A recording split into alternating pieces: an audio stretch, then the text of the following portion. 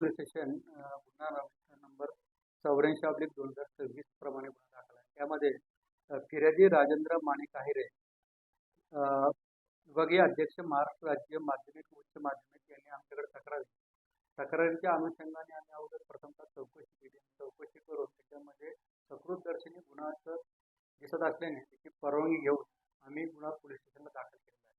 त्यामध्ये आतापर्यंत जे नमूद केलेले आहेत तक्रारदारांनी 19 आरोपींचा उल्लेख केलेला आहे. त्या संबंधी आता आम्ही पुढील तपास करत आहोत. 1,24,00,000 अनुदान लाटल्याचा फिर्यादीमध्ये उल्लेख करण्याचा तक्रार दिलेली आहे. कशा प्रकारे गुन्हा केला गेला